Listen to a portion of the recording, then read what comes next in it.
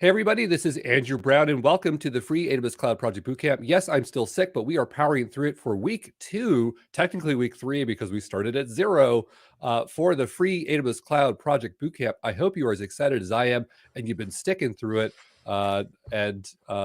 Anyway, this week is all about observability. So let's get up the screen here and I'll introduce you to our guest instructor after we get through our usual preamble, as you all know by now. So just give me a moment to share my screen.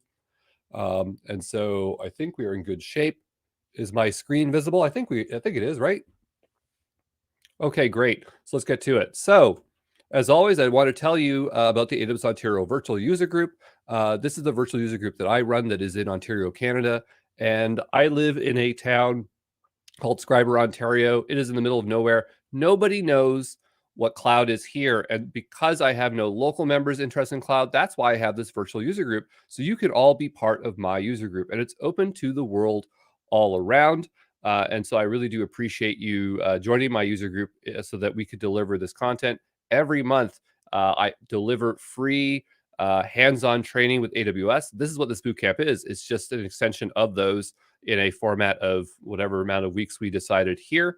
And my town is so small, like I'll give you an example. If you notice my hair looks a bit funny, it's because I have to do my own haircuts because we only have one barber and you have to wait like 2 months to get a haircut. So it's the best job I can do. So nobody make fun of my hair. But yeah, that's how small my town is. I'd like to thank our sponsors. So Adrian Cantrill is one of our sponsors.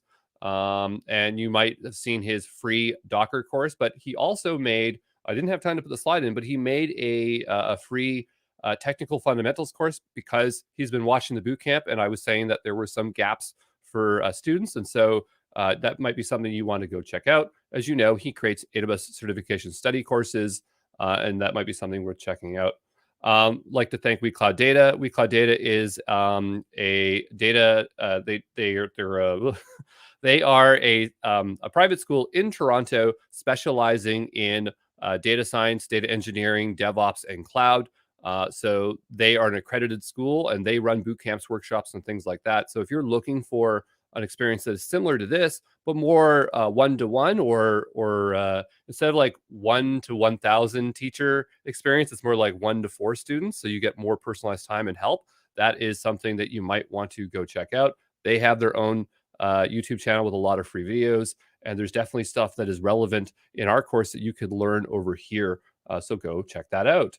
I'd like to thank AWS because they did provide us credits for our Canada and US users. I also got credits for SheCloud. So hopefully that is going to help people stay in the game and reduce that spend as we work through AWS each week. Yeah, so I'd really like to thank AWS and all the AWS employees that helped me in a variety of ways for this bootcamp here. And I just want to point out that, if you can find a user group, there's user groups all around the world. So mine is here, the AWS Ontario Virtual User Group. So go take a look and see in your local area and find your nearest local AWS user group. As a reminder, these streams are every Saturday until May. Sometime in May it ends, noon Toronto time, and these are recorded so you can catch up. And remember to read the FAQs, outlines, code of conduct, the Discord announcements. I'm always updating these on a regular basis. This is the best place to find information. They're all linked in the aws.cloudprojectbootcamp.com website. So I'd like to now introduce our guest instructor this week. It is Jessica. And so I'm going to pass it over to Jessica here. And of course, Shala is joining us as always, as our student advocate to act as the voice for you so that you're represented during these streams. So yeah, Jessica, if you want to introduce yourself and tell us a bit about observability. Oh, and sorry, I'll help you out there. I think you're on mute. Here, I'll fix that there for you. Or sorry, you might have to unmute yourself. Sorry. Okay. Does that work better? Yep. All right. Yes, I'm Jessica Kerr. Online, I'm Jessitron, Jessitron on Twitter or jessitron.com. And I care a lot about systems. I care a lot about the difference between a program, which is like a little thing that you can run and test on your computer, and software, which is something much bigger that's probably running in the cloud and that connects to other software and to actual people. And programming is its own discipline, and computer science is generally focused on programming and how we can make that better and faster and stuff.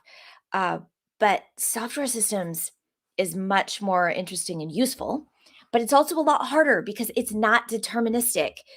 Um, Even when our programs are pretty darn deterministic and predictable, once you hook them together, if nothing else, there's network latency and network disconnections. There's file systems that get full. There's when you get more requests than you can handle, and what happens to your software then when it's out of the parameters of what a program can be predictable with. So for programs, there's a debugger, and for everything else, there's observability. Observability says, okay, you've got a system that's running and it's complicated. It starts out simple. It always starts out simple, but over time, especially when you're working on teams of people and then teams of teams, the software gets really, really complicated, and you can't know what's going on inside there all the time. But here's the trick. One thing software is really good at is following instructions. So what we have to do is give it instructions to tell us what's going on. So in the past, for many decades, we've had logs where you can have a program just print a string, and that string eventually makes it into probably a log aggregator or maybe just a text file. One way or another, it can get to a developer, and that's useful. But modern observability goes farther than that, and it says, okay, when you've got a zillion different requests happening at the same time in a zillion different services, a bunch of separated log lines don't cut it. What I need is a story of what happened. And we can make our software tell us that story. And this is called distributed tracing. And I'm talking about the backend right now because that's the most straightforward for distributed tracing. But when a request comes into the backend, we're going to say, hey, a request came in. And then we're going to keep track of what request we're working on. And as that request goes through different systems, we can tell more of the story. We can say, oh, by the way, that request was for this URL. It's handled by this request handler right here. And then we're going to pass it off to this other service. And then that other service will say, oh, okay, I'm continuing this story, and continue the story is called a trace, the same trace by adding more and more information to it. Right now, I tried to get it started up this morning. I got some of it. I got some of it to run. You have a reasonably small distributed system that you're working on. There's a front end and a back end, and I don't know yet if the back end does much that's not hard coded. And the front end is a different question. Distributed tracing especially shines in the back end, so we're going to add it in. And to start with, these are going to be really boring stories. What I did get working today is just oh, yep, got a request. Didn't do anything other than respond. But as you flesh out this application and make it really do things, those stories are going to get more and more interesting. Like the one Andrew has on the screen right now, there's an interesting trace that describes something coming in. I can't read it. But it's making a bunch of database calls, and you can see a bunch of things happened in the serving of that request. Oh yeah. Okay. So there's something coming into a tickets API, and there's a rate limiter doing a check, and there's an auth service doing a check, and then there's some backend making a bunch of database calls. Okay. This whole thing is a trace. Every row in this table is a span, and a span is part of a trace.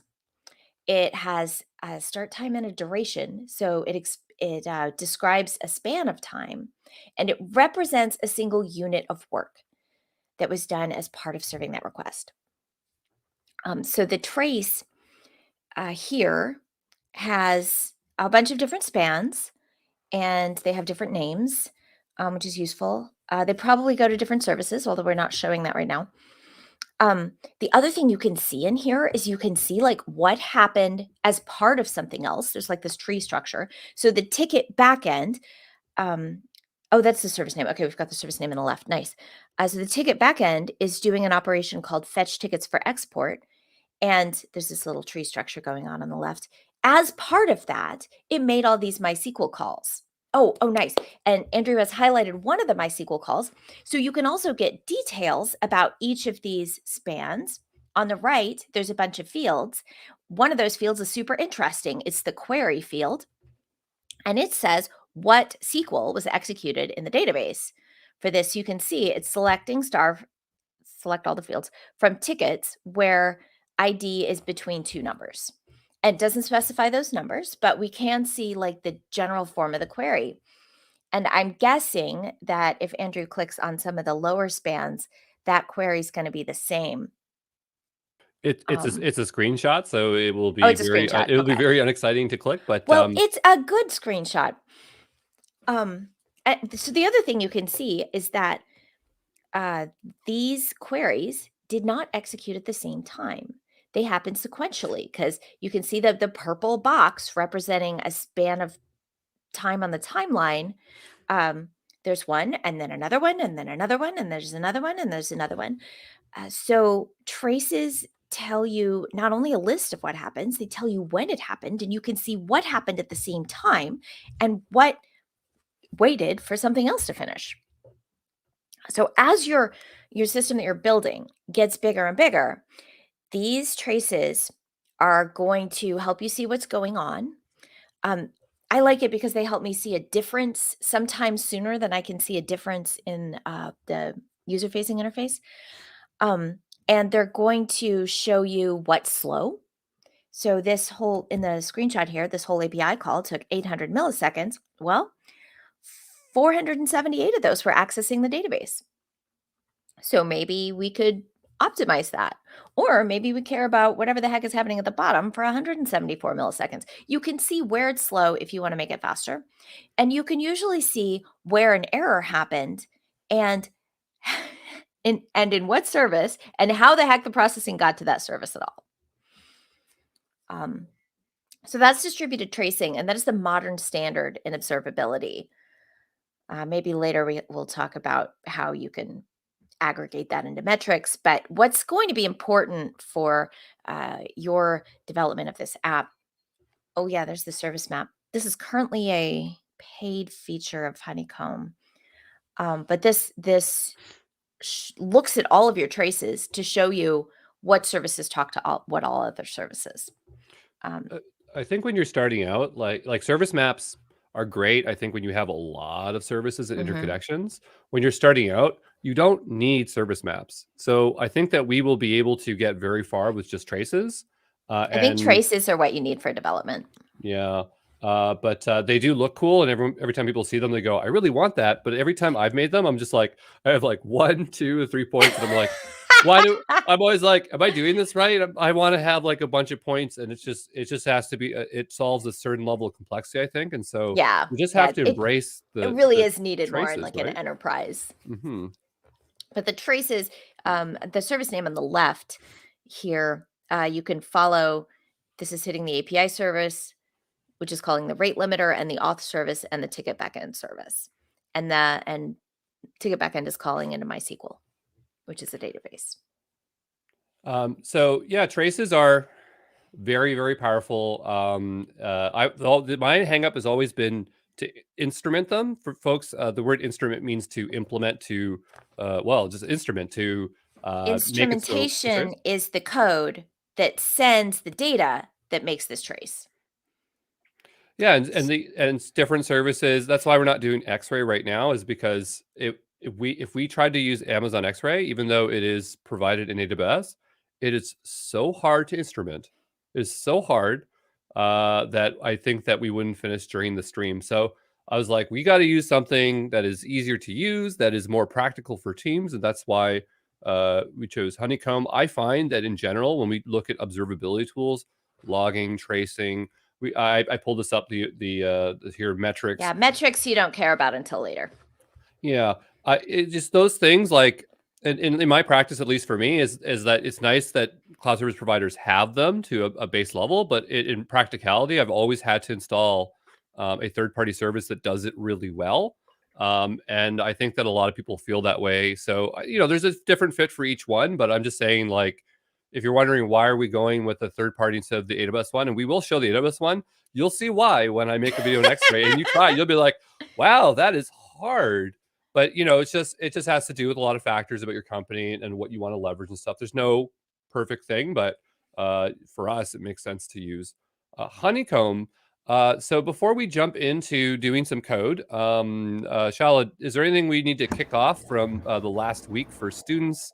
How's student sentiment going? Are people hanging in there, or are they falling apart, or? All right, so I will say my DMs did break not yesterday, but like this week with Discord.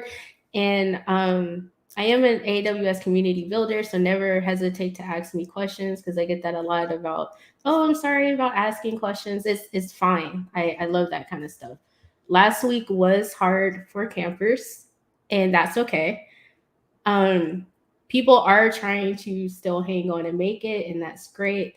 And yeah, some people, it's kind of like, it's a lot of information quickly, or they're feeling a bit overwhelmed, or that it's just like a lot of information and stuff like that, and that's okay. All those feelings and thoughts are valid. I actually deal with this at work all the time, so it's okay. But the nice part is this boot camp that is free for us but not free for Andrew, you get to face those fears and thoughts now. So that way, when you land your cloud job or any tech job for that matter, you have some experience dealing with it.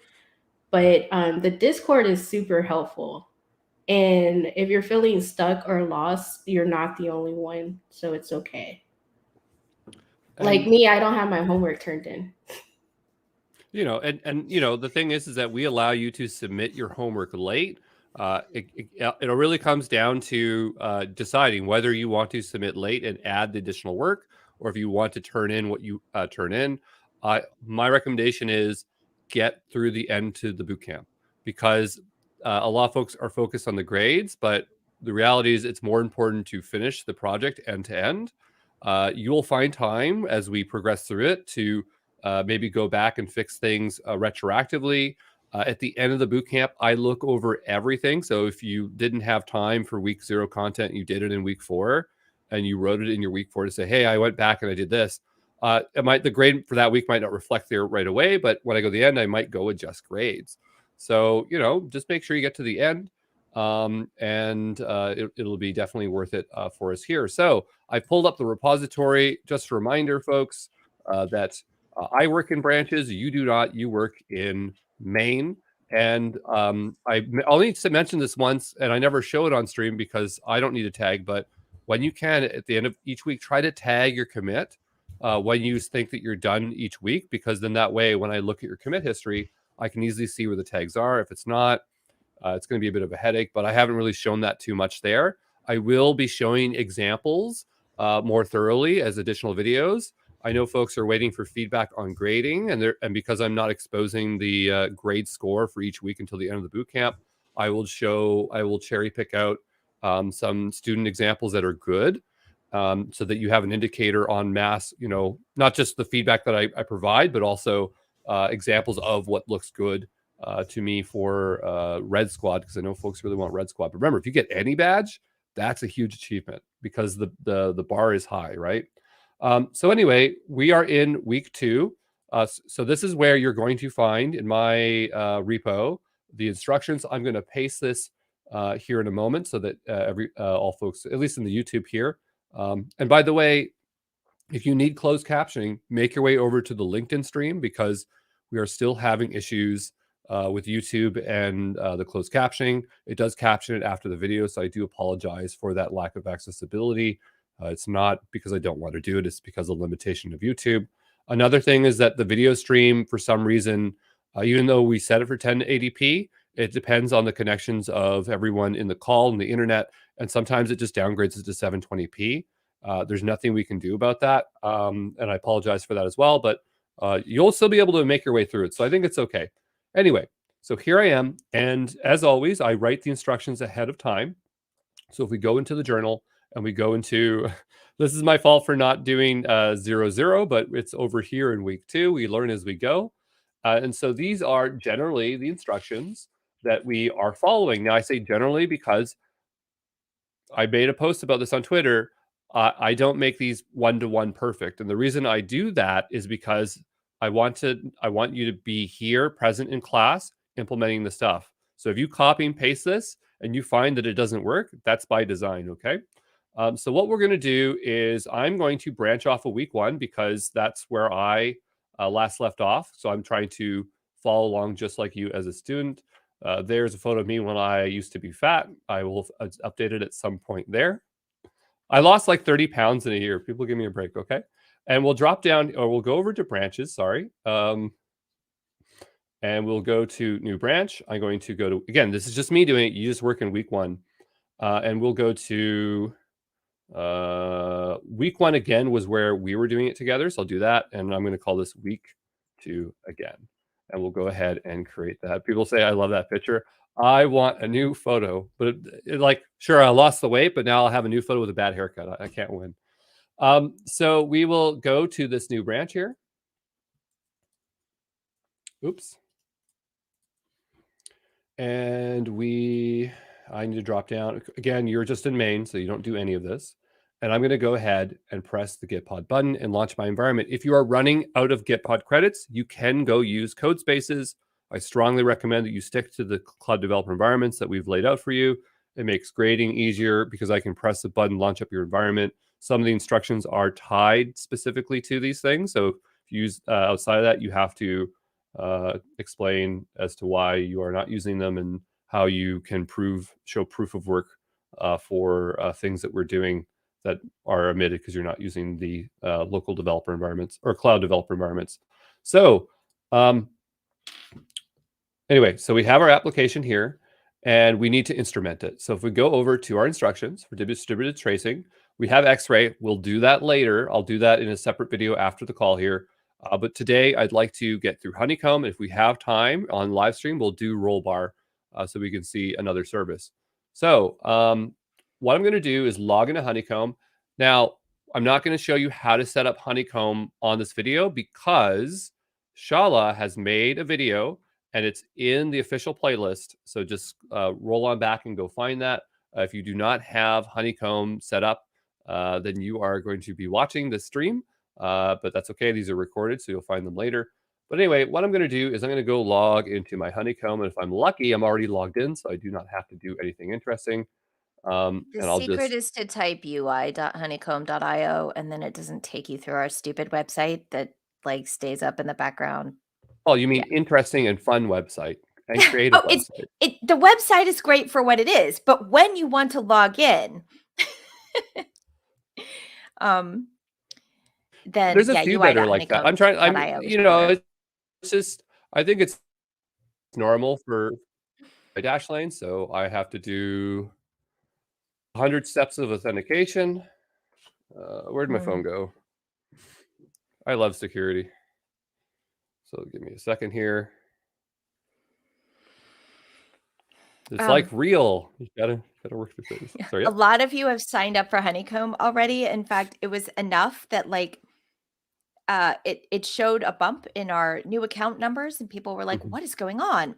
And as a result, we actually added an option in the Who Are You dropdown so that now you can say Bootcamp or student for why you're signing up.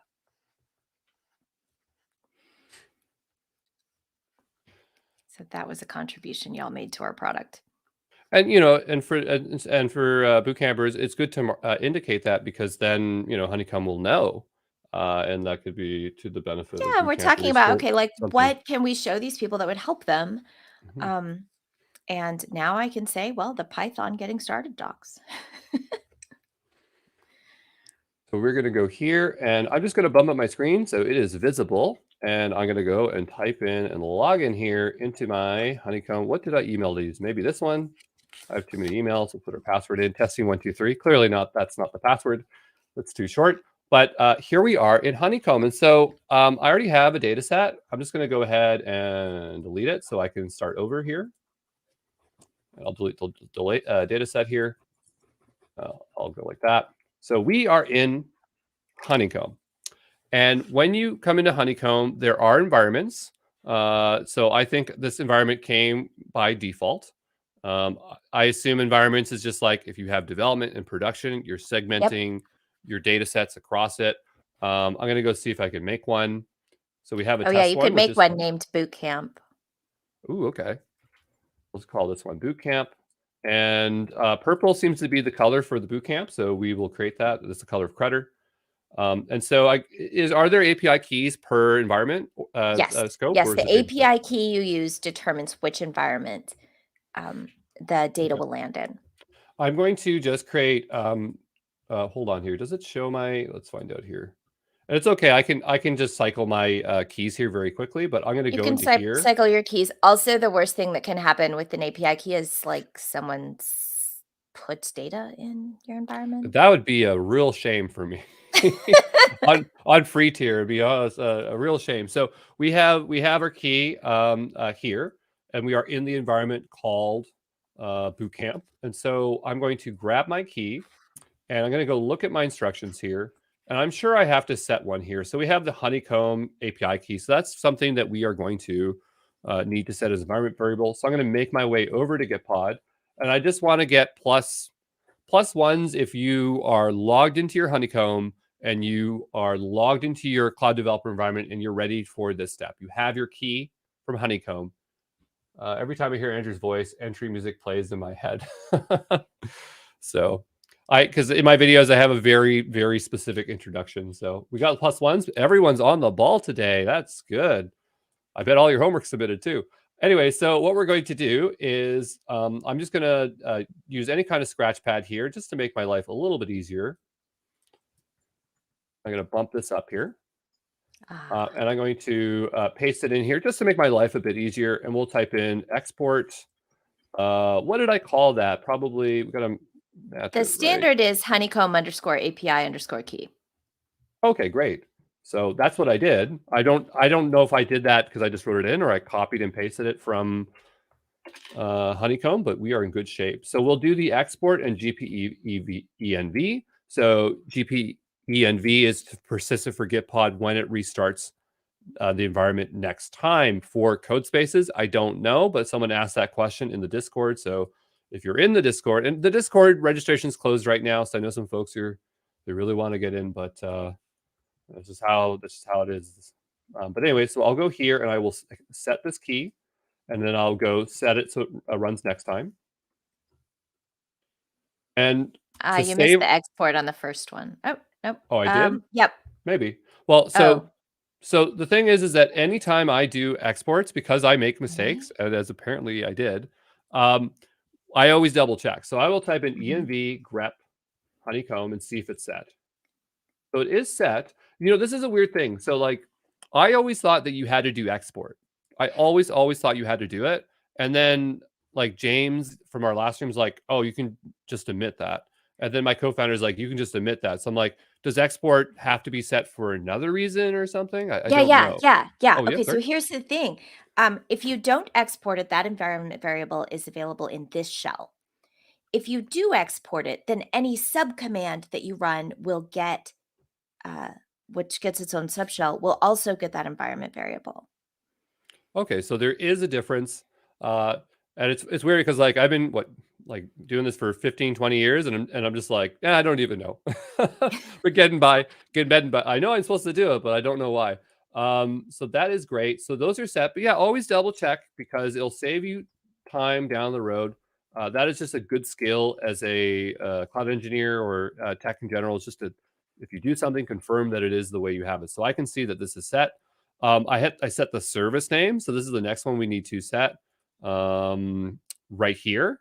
So I'm just going to unset it because I should have done it. I should have included these ahead of time. So I'm going to say this unset honeycomb. You don't have to do that step, but we'll go here. Whoops, clear. And I'm going to do env grep honey. And so all I have is this one. So the next one we need to set is the service name. And we'll talk about these like OTel things here in a moment, but these are the two things I believe we need to set. And we'll say export. I'll copy this here and make my life a bit easier. Yeah, the Honeycomb service name, um, that name you made up. Okay, so it can be anything you want, right? Yeah, OTel service name is the standard. And this is what's going to determine the service name in the spans that get sent from your application. Now, right now, I noticed in your Docker Compose, you're sending the Honeycomb service name to the backend container Mm-hmm. as OTel service name. Um, if you were running multiple backend services in your multiple backend services in your Docker Compose that are both going to send traces to Honeycomb, you would absolutely want that to be different for them. So really, in fact, I would like not set this here. I would hard code it in your Docker Compose. Okay. Because you do not want it to be consistent between multiple services. Okay. So I'll go. Well, when we get to there, remind me of it so I do not forget. So would you say there's no reason to ever set it here, or? Yeah, I would not want it like software system wide. It is specific to a service. So like in your Docker Compose, you describe the backend service. Yes. Yeah. You say backend Flask. Yes, that. And somewhere in here, there's environment variables that go to the backend Flask. Somewhere in the Docker Compose. So what we can do here is go over here and we'll grab the OTL service name, and Yeah, we will go down to. Oh, sorry. Yes. yeah, it's in there somewhere. Oh, okay. You've removed the part that added it. Oh I was yeah, thinking- you wouldn't call it yeah. Crutter. You'd call it what the service is. What? You could call it backend Flask. Yes. That makes because that will make more sense when we're looking at the traces. Yes. Or the documentation. Okay, I just called it Crutter. If everything was Crutter, we wouldn't. But the system as a whole is Crutter. Well, I mean, yeah, the whole project is Crutter, right? Okay. So it wouldn't Yeah. make sense. Yeah. This is what we should call as the backend Right. Flask. So And your whole project needs to use the same Honeycomb API key so that all the little pieces of the story from the different services can fit together. But but each piece of the project should have its own service name. okay. And I guess the question is like, because I now and we're not there yet, folks don't know, but like what we're doing is we're setting up Honeycomb for the back end. But when I went through this, I didn't set one up for the front end. Should I be setting up Honeycomb for the front end? Can you do distributed tracing with front end ones? You Front can. end? You can. Okay. It's not as clean a use case. So I would start with the back end. But separately, you can do it for the front end. It's a little different. There are instructions. The automatic instrumentation isn't as good in the front end. Okay. All right. So we have our key set, and I'm going to make my way back over to our instructions here, and we'll figure it out as we go. But we do have a few other ones, the following envars to the Docker Flask. So we need these two as well. So I'm going to go ahead and grab these two lines. Yeah. And what we're doing here is we're configuring OTel, which is short for Open Telemetry, to send to Honeycomb.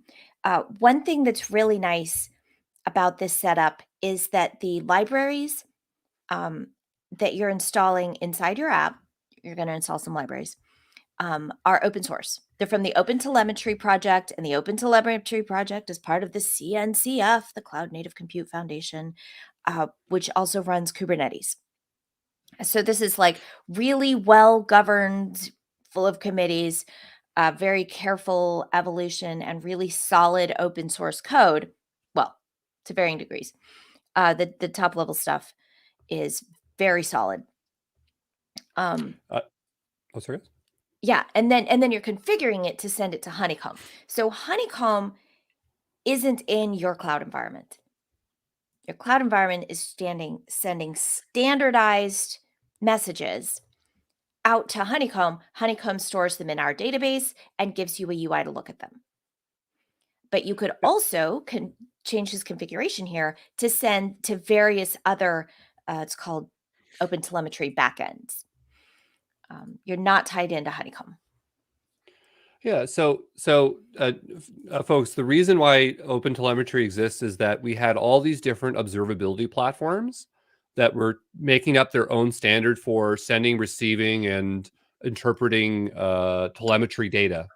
And so this is basically an open standard to say, hey, let's all use this one, and then we're all able to swap out our endpoint, and it'll work. And it's being adopted by all cloud service providers. So X-Ray on AWS has its own standard, but now they're making it open telemetry compatible with everyone across the board. And so this just makes our lives a lot easier.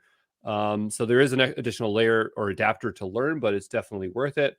If you've never heard of open telemetry or the Cloud Native Foundation, I have, not to plug it, but I don't feel that bad for promoting them, but I have a free KCNA course, which talks about the cloud native computing system, if that interests. Just say I have materials that cover it, so if you want to dig deeper. So that's when you see that OTel, that short thing, that's what we're talking about. Coming back over to here, so we're saying we are going to be using Honeycomb for as our backend for the OTel standard. Here we are passing along a header for the X-Ray Honeycomb team. And then we have our API here, and then we have this. Now, I don't know if we covered X, it like in non-standard. It's not X-Ray. Oh, okay. It's X and like so custom. I don't know why they decided X is custom. I guess custom sounds like X if you say it, custom. X, No? like you're not actually supposed to know what this means. This is Okay. Yeah, a lot of I don't headers know. like to That's use just X. like exactly. I don't question. I just put the X in. So I'm not sure if we covered this last week's, but I want to point out that if you see how there's this $sign in these curly braces. The reason we're doing that is that's the way the environment variable gets loaded into the Docker Compose file. So whatever's in our wherever we run Docker Compose. So if I do Docker Compose up here, I'm not going to run it this second because it doesn't make sense to do so because we haven't finished instrumenting. In this shell here, whatever environment variables are set in this one here is what it's going to look for. So if we do, again, env grep honeycomb, honey, like this, whoops, we are going to see that there. If I have a separate terminal, and it might already be set, but I will go check. If I go env grep honey, okay, because the reason I'm pointing this out explicitly is that I found that when I had multiple tabs open here, and even when exporting, I found that sometimes it didn't know where the environment variable was, and it was throwing errors. It was very frustrating. Yeah, export won't get it in like parallel shells. It'll get it in subshells. If you create a shell from within a shell, export will pass it down. That second shell that you opened, that's getting it from Gitpod. Gitpod is sending that in. Yeah, so I think like that's something that folks have to be because I noticed that boot campers were having some trouble when they had multiple tabs with merge pull requests. So I just have to point out when you're dealing with multiple shells that that can happen. If you really want to not deal with these environment variable issues, a lot of times what I do is after I set some new environment variables, I will save this, close it out, and reopen a new workspace. And it's like the power cycle of your developer environments, but because sometimes it's hard to keep track of all the changes you made if you have a lot of tabs. But if you have like a few, then you can generally get through it without a lot of trouble. We're going to make our way back over to our instructions because we are getting we're getting ready to instrument this. And so I have instructions here, but they're really the instructions that are under Honeycomb. So we got our key here, and if you hit home. Yep. It should take you to the, hey, you don't have any data yet page. Yeah, here it is. And so this is basically what these instructions are. It's just I go to the Python tab, and it's as easy as following these. And there's not going to be an easier way to do instrumentation than this, I promise you. So here it's saying install these packages to instrument the Flask OpenTelemetry. You can do it this way. I don't know why, but I always just copy and paste them in. For some reason with requirements.txt, I always trust it more if I grab it in this way. One thing I always forget with Python is if I do it this way, I don't know if it puts the version numbers in. You know what I mean, Jessica? It's like if you install some, like for some programming libraries when you install it. Yeah, with Ruby, I know how it does. npm does it. Yeah, npm does. I mean, I could do it as a test for fun to see what happens, but I just don't trust Python in the sense that I don't know if it always puts it in the file and then if it versions it. But let's go find out and do a test. Yeah, a minutes ago, I was trying to add one and I can't get it to install. I don't know, Python. Yeah. So we'll drop this down and we'll take a look at our requirements.txt, and I'll ask if everyone's up to speed. So look, I installed it. It didn't put it in the file. I know, right? Do you have to say like -- save or something? Why the heck would you not want that in your file? It's terrible. I don't know. Anyway, but can I get a plus? Can I get a +5 if you folks are following me here? If we're all on the same page, and you got your environment variables in.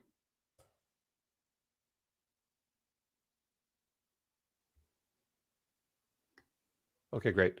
So yeah, this is where, because you can have confidence in programming languages, but other ones they'll throw you for a loop, and Python is like that. Though I know people love Python because it's the most popular language, right? Python is great, but dependency management, not a solved problem. Yeah, no. Well, I mean, it's like you got Node and you have all your stuff dumped in one place. It's great. So I'm going to go to the requirements.txt, and I'm going to go down here. Sorry for the sniffles. And so this is the stuff we want to install. Open Telemetry API, the SDK, the exporter, instrumentation of Flask. We need that to instrument Flask. That makes our lives a lot easier. Instrumentation of requests. So I think that will allow us to instrument every single request. Probably it might be Flask specific. I don't think it matters. I just know copy, paste it in. I think requests is going to be the Python HTTP client. So when you make outgoing HTTP calls, that should instrument those. Okay. So we've added these here. I don't think you're doing that yet. We've added these here. Yeah, I don't think so either. And what we're going to do is we're going to write pip. I'm going to see if I remember from memory here. I'm just going to try to get this to be a little bit. Here we go. Install our requirements. .txt. I might have spelled that wrong. Double check. I don't trust my spelling. I do not trust my spelling. I mean, if you use tab, it'll autocomplete the file name, which helps. Yeah. We'll hit enter. And so that's going to now install. Okay. It should be installed. I think we're in okay shape. If you get an error saying like, and I do this a lot because in Python, as I always think something's installed and it's not. So just always double check that you have them in here for that. So these are now installed. So let's go back to Honeycomb and take a look at the next step. Can I get a +6 if you have successfully done a pip requirements.txt install for Honeycomb? Let me jump in real quick because I just did it myself and I'm seeing an error in the chat. Make sure you are inside the backend Flask. So switch to where you're at. That might be why you're not seeing that requirement text pull up. Yeah. So if you look down below, look here, and are you in the backend Flask? If you go here, cd ... it's not going to work in this directory. So we'll just do that there. Sorry. And let's bring this over a bit here. Okay. So should we use Python versioning for pip install? Python virtual environments? No, I mean, it's not really necessary because we are using a cloud developer environment. Like, it's good practice to use virtual environments, especially on local machines. It doesn't really matter here because our environment's getting wiped away every 2 seconds because this is, what's the word? Ephemeral? I'm never gonna say that word. Ephemeral. There we go. Ephemeral. There it is. And wait, what happened to my code here? Did I undo it? I lost it. I gotta put mine back in. So I'll just paste this in a second time. And I'm just going to run it now I don't trust it. I'm going to have to go back here and do pip install. So yeah, just make sure you're installed. You can add versions you want in there for someone mentioned. Yeah, and that's something you could do. Like if you knew the version, I don't know what it is, but you do 1.0.00. It's good practice to version and manage them and keep them up to date as much as you can. Anyway, we'll go back over to our instructions. So we did the install packages. We will make our way over to the initializers. And so there is some code here we need to install. The first one is put in your app.py. So we're doing the imports. So what we're going to do is copy these commands. The same thing that's in here. I can go back to our docs. It's the exact same thing, right? Well, I'll take the ones from Honeycomb, and I'm going to go to our app on the left-hand side, and we'll go to app.py, and I'm going to place them here. And because we're going to be installing more than one observability tool, I'm just going to indicate what these are for. So I'm going to put this here. And I know that it's OTel stuff, but I'm going to mark it as Honeycomb. Honeycomb. And I'm going to do that just so that we can remember what it's for, because once we put X-ray in there and rollbar in there and CloudWatch logs, it becomes a lot. So that's step number one. Can I get a 7 if you have this stuff in your app.py? Plus 7.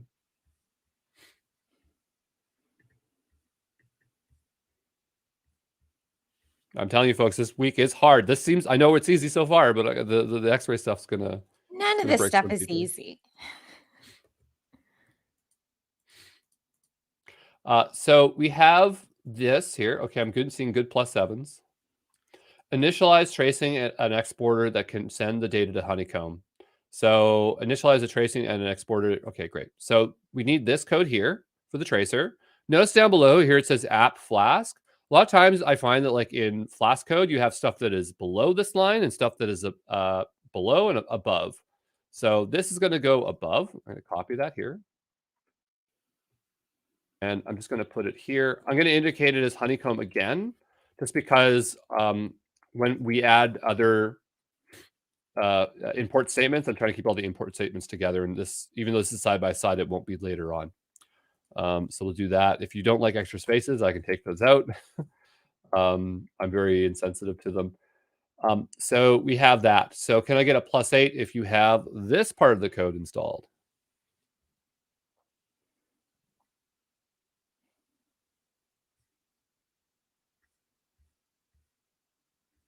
Okay, I'm seeing +8s. Great. We'll make our way back over to Honeycomb here. And so the next step is initialize automatic instrumentation with Flask. So we already have this line. If you copy this line, it'll probably result in an error. So just skip this line. We need these two below here. I'll take them all and then I'll just delete it out. Make our lives a bit easier. So we'll go here. And I will paste this in here. And I'll go here. And I will just put this here, and I will take out this line. So it should look something like this. And, you know, I'm looking at my font, I still feel like it's too small. So I'm just going to bump it up for some folks, if that's okay. Apologies for the small font. Okay, did I put a number out for this yet? I see 8s. I forget what 8s are. We're probably on like +9, I guess. +8 is for the last step. Okay, +9 if you have this configured correctly. You did not copy the Flask line twice. You have this underneath.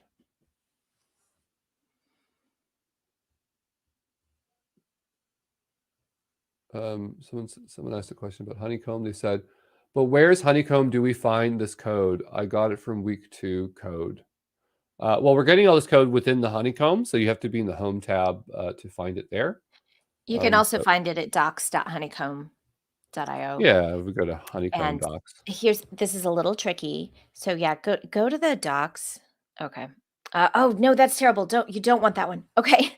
FYI, libhoney is the old Honeycomb specific libraries. You want the next one, Open Telemetry for Python. The second I'm trying. My browser's deciding that I'm not allowed to click for some reason. We'll There go you go. here. Oh, sorry. Yep. So yeah, send data to Honeycomb under language SDKs. And I can drop that in the YouTube here as well.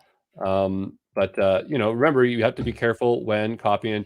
Now, what's interesting so far that I'm seeing here is we did not have to pass in.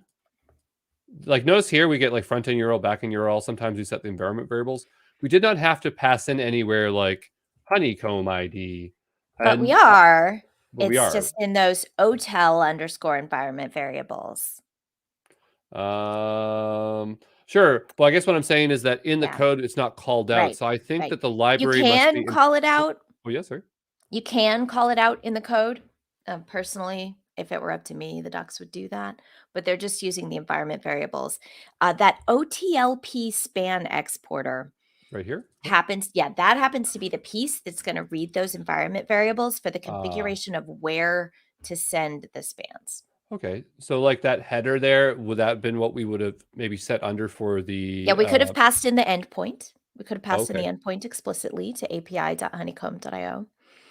Um, And then the headers, exactly, the headers would be where we would pass in our API key.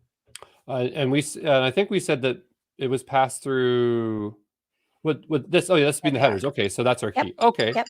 All right. But Good but you'd say it would be your preference to make it more explicit in the code, I or just love making code really explicit. That's an aesthetic I have. I find environment variables sneaky. And I agree with you. I think that's something I do a lot. When I looked at this, I just went, "Oh, I wonder where it is. It's somewhere there, Yeah, right?"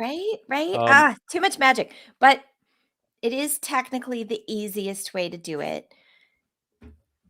And if you forget to set the environment variables, if you don't set them at all, it just won't send them anywhere. It'll just silently work. So Work like let your app run, but you just won't get tracing, which is okay. Did we get through all the instructions? Was that easy? Well, we still have to run it and see if it works. Well, so far so good. All right. So far. So what we're going to do is I don't want to lose any of my work, so I'm just going to go ahead and commit this for the time being. I'm going to say instrument honeycomb. I'm going to hit commit. I'm going to sync the changes. Now, bootcampers, if you've been having troubles with Gitpod, where I don't know if it's Gitpod specific, I think it's VS Code specific, where you're trying to sync it and it failed for whatever reason. Sometimes it just doesn't work for me too. What I'll do is I'll just go down to my environment. I'll do a git push. And then if there is a problem, sometimes it tells you what the problem is. It might even give you the code and you can fix it. Very common issue for me. So just don't 100% rely on this. As a reminder, always double check your commits. These developer environments, now you don't lose the code. They'll still be around for a bit. But I always like to go here and double check everything. So I go here and I can go look at my commits. I got to bring this down a bit smaller so I can find it. And I can see that I was able to commit the file. So just double check because you don't want to lose your hard work, right? And we can see what we've changed. Making our way back. It's always easier the second time. That's my theory. Yeah. I think for me, it's like easier the fourth time because at that point I'm just crying, right? I've had it like, I'm trying to remember, even in this boot camp, there was someone I just kept opening. I did something like 5 or 6 times, and it was, I can't remember what it was, but it was something that was, sorry? It was probably Git. I'm like an expert in Git, and it drives me flipping nuts and does weird stuff, and it's hard. I think like when you're beginning out, you get really good at, like, you have to learn Git in greater detail because things get janked a lot more. But as you, as farther down the road, like all the stuff I learned in my first year, like learning Git, I don't know how to do anymore. But the reason I don't need to do it is because I avoid doing a lot of things. So I just don't have a headache. But I was gonna say I'm still not comfortable doing like rebasing and stuff. I'll just like delete the whole repo from my local environment and repo. That's probably the easiest thing to do, to be honest. Not uncommon. I do a lot of rebasing, but a fair amount of it doesn't work. And then, yeah, it takes me a couple tries. I'm just always scared because I'm using production repos and I don't want to be the Git blame person. Oh, yeah, that's unfortunately named. But you do want to be the get blame. Get blame says you made a change. You did something. One thing that I always it's a bad joke, but it's always easy to make fun of Vim. I love Vim. I'm using Vim hotkeys here, but the easiest way to get out of Vim is just to power cycle your computer. You know what I mean? Really, like if you want to get out of Vim, you just power cycle your computer, and that's how If you you do want it. to get out of Vim without saving, have a cat walk across your keyboard. Yeah, they might hit the right thing. That's funny. Okay, so it's instrumented, supposedly, and we're going to find out if it works. So this should be a matter of just doing Docker compose YAML up. Before we do that, I'm going to go here, and I Do know you it's a need bit. to build the container before you Docker compose up? It will do it for us. Oh, will Now, it? Okay, good. yeah, I think like James, who's here last week with us, I think his preference is to do that as a separate step. But Docker does it for me, and I don't question it. There probably is a reason to do it separately, but I'm just going into the front end React.js application because we have to do an npm install. The reason we have to do this is because of the way the Docker compose. At least this is how I understand it. I could be lying here, but when the Docker file runs, I know we're going back here a week, but when it runs, we go here. It does an npm install here. So you go, why, Andrew? Why do you have to do an npm install when the Docker file does it? Well, it does it here, but because it maps the volume, all the stuff that you did npm install here gets replaced with whatever's here. And if there's no node modules here, you might ask, well, why are we doing that? Well, because we're trying to use the same Docker file. Maybe I shouldn't be doing this, but we're using the same Docker file for development and production. So we have a one-to-one environment. And so it's just to meet both in requirements. real life, you do not use the same Docker file for development and production. Well, or I guess the better question would be is like, do you have flags to like turn things off in the same Docker file, or should it just have separate ones? Okay. Do you want the real answer to that? Sure, go for it. If you got the answer, you bring it. The real answer to that is you would never use the same Docker file in production and development because you'd use a different base image. In development, you want all your tools. You want to be able to hot reload. You want to be able to shell out and look at things. You want like a rich base image, like Ubuntu is the name of a Linux distribution that has a lot of tools installed. You want Vim in there. In production, you don't want any of that. You want a super slim version. So people typically start from Alpine Linux. You want almost nothing installed. You don't want SSH installed. Basic stuff that you need to work as a person. You need to work with a container. But in production, it's more secure to have very little installed. It's also faster and makes smaller images. So in production, you're optimized for something completely different. And all the way that from statement at the very top, that has to be different. The biggest selling point, and I'm just saying, like back in the day when they're like, yeah, you should use containers because it can be one-to-one. Right. Yeah, that was the selling point of containers. But hey, there's great things about containers. I'm just saying that they had to tell you a little white lie to get you. Now, if I'm going to run like other teams' services locally in order to test my service against their service, I could use their production container, and that would be fine. But for this service that I'm developing on, it turns out that a development container is a totally different thing. For what y'all are doing here, yeah, please just use the one. It's great. What we're doing here is development. Okay, so we did that, our little janky thing, and I'm going to go and do cd ... go back here. Not that it matters because we're going to right click it here. So I'm going to do right click. I'm going to do compose up.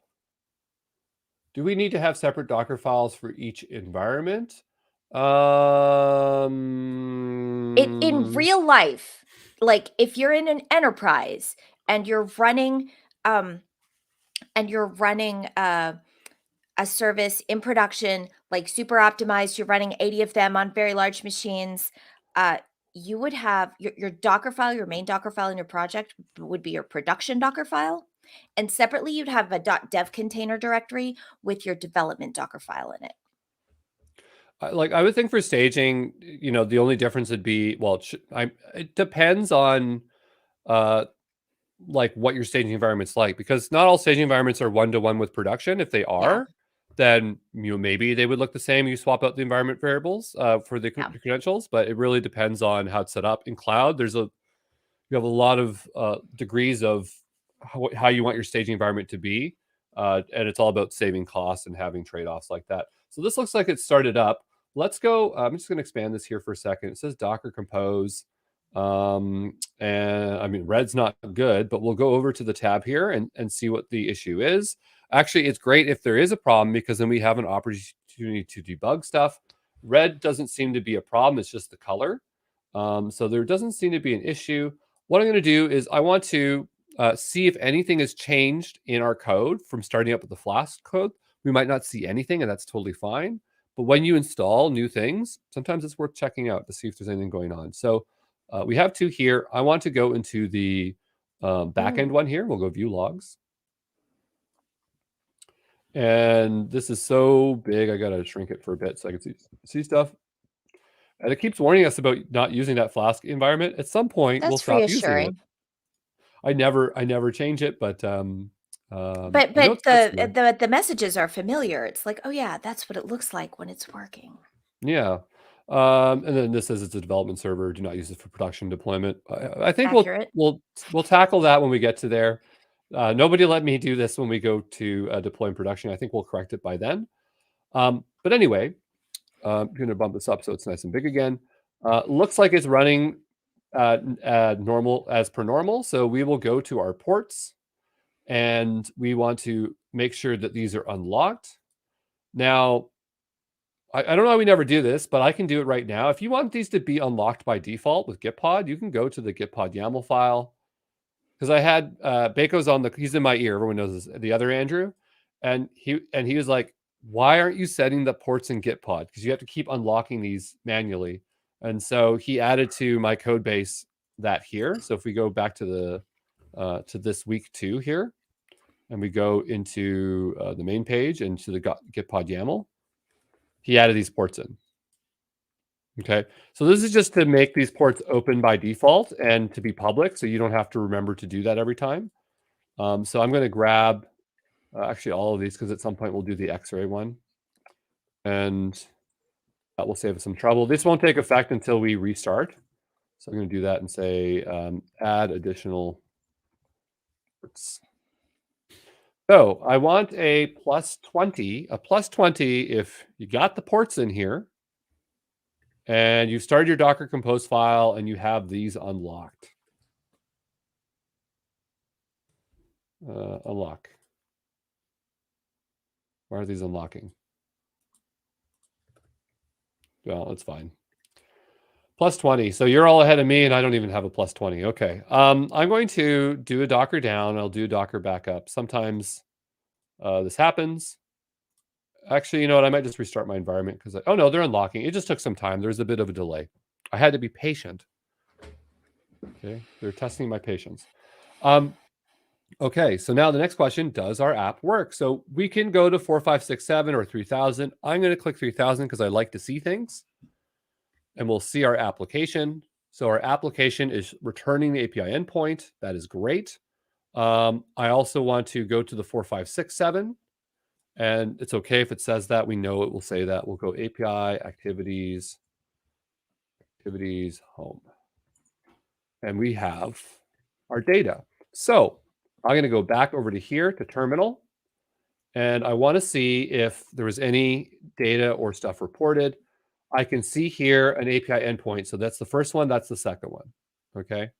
Now, how do I know if it's making it over to Honeycomb? Well, we didn't tell it to collect any data yet. So probably not. We have to make a data set. So what we need to do is go to the left-hand side here. The data probably goes nowhere right now, I believe. Oh no, sorry? it should go in. Even without a data set? Yeah, the data sets are automatically created when it arrives with that service name.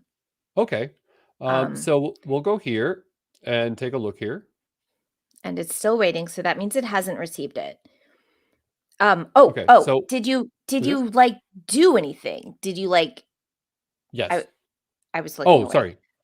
Did you? sorry. So Okay. we Yes, hit you the hit it. You couple hit an times. endpoint. Okay, Yes. great. Right. So that should have sent stuff to Honeycomb. I don't know why it isn't.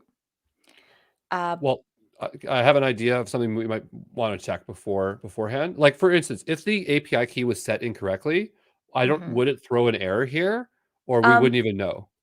yes, it should throw an error if it's unable to send the things, if it's trying. But let's find out whether it's trying. Okay, so here's a one way to help debug this. In app.py, It's in the yeah, that container, looks good. just to That confirm looks it. good. Okay. So Nice. app.py, yes. Okay. Sorry. Yep. Okay. See that add span processor line on line 28? Yes. Line 28. Copy that and let's add another one. On the same place, or Just an additional one. Yeah. whoops. Not that. That's more Yeah, than we need. duplicate that Okay. line, but instead of processor, let's do a different one. Let's do a simple span processor. See how I'm looking at line 27 now, where it's setting processor to batch span processor. I want a different one. I'm going to add a simple span processor with a console span exporter. So the batch span processor groups a bunch of them, and yeah, you can make processor 2 if you want. Like, do we have to do this, or? Yeah, we want a simple one. Okay. And instead of sending to OTLP, which means over the internet, let's do a console span exporter. Yes. Okay. And now please don't reuse the variable. I can't handle it. Oh yeah. Yeah. That would Yeah. be interesting. Okay, that's better. I don't know what would happen there. Probably nothing. Okay, and then use simple Do we need- processor on line Do 31. we need a different provider, or can we use the same Nope. one? We're using the same provider. We're asking it to send the spans to 2 different places. Okay. You have to say simple processor on line 31. Oh yes. Okay, of course. Yes. Sorry. There we Okay. go. And then we're going to have to import those things. So on the line that's importing from trace.export line 22, it looks like, yeah, line 22, add console span exporter and simple span processor. Does it autocomplete for me? Yes, it does. I mean, it autocompletes whatever I typed in before, not necessarily what is correct. Yeah. I think you do common to do both, right? Yep. Okay. That looks right. I'm not Okay. seeing any So complaints. if this works, the logs, just the standard out for this service, will also receive the spans and we'll be able to see them there. Oh, okay. So we'll And see then in the we'll logs. know that it's creating the spans, but somehow Honeycomb isn't seeing them. Or within the backend Flask. Right. They'll just go to standard out.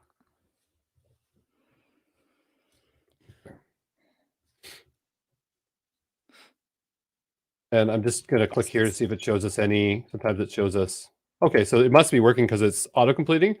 I was just seeing if there's anything. Obviously, it would not have the environment variables because it doesn't care because it is in the console. So what we'll do, and folks, how are you following along?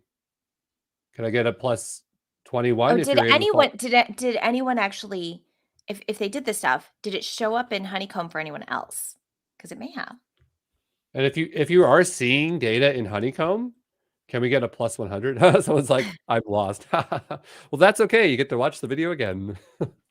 I will grab this. Like, if this works, I'll grab this code and I'll place it in here so that you folks don't have to hunt it And down. at this point, we're troubleshooting. Yeah. So a couple people actually are getting data. So it might just be us. But what we'll do is we will. Well, I don't even have to restart this because it's mounted. It should just work. So usually when you're doing stuff like this, like especially imports, it's probably good practice to restart. But I'm going to just see if it worked anyway. So I'm going to go here to view logs, and we'll go into the Flask app here. Oh, but the because it is right. Sorry, yes. Oh, did you edit app.py in the container or in your? Well, since the volume is mapped, it will. Not in that Docker file. It isn't. It's a copy. Because we change it all the time and it works, right? Really? Oh, sorry. Yes. Look at the Sorry, Docker what, file. Baco? Oh, the Docker Compose that maps the file. Okay. He was just saying, like, Baco was just saying, like, the technicalities between Docker file and Docker Compose. Let's just test it, because worst case, then we'll just restart it. Oh, okay. So Docker Compose is all right. Yeah. Right. You're right. Okay. So it does the copy, but then Docker Compose overwrites that with a volume. Sure. All right. Got it. But the thing is that even if it does this, that doesn't necessarily mean it gets auto reloaded. But like, because it, like in apps, reloading is, everything is a bit different. So we'll find out. Anyway, sorry. So we'll go back to the endpoint. I'm just going to hit it a few times. So the app's working, apparently. No problems there. Cool. And we're getting data. Oh, yeah. We got some span. Okay. Look at that. So a lot of spans. Yeah. So it's creating some spans. That's good. Okay. Check Honeycomb again. Check whether it's showed up. It could just be, again, if we're not patient or not. So we'll say check now. Could we also just try creating, I mean, as you said, you don't need to make the data set, right? So did we use the right environment? Well, did we have to set it anywhere? The API key. Sometimes I use the API key for the wrong environment. Well, we'll just double check. So Yeah. I'll go here. Whoops. There it is. It's squeaky. Okay. Okay. And I'll go back over to Bash, and we'll type in env grep honey. Oh, no, it's totally wrong. Okay, totally wrong. So we're probably actually getting it there, but to a different environment. Ooh. Hey, grab that, grab the API key in there. Okay. And hit honeycomb-whoami.glitch.me.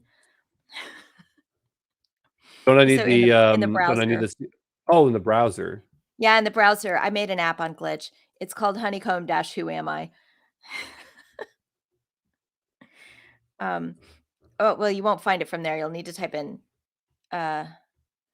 Honeycomb-whoami. It's a dash. Yeah, .glitch.me. That should spin up the app in Glitch.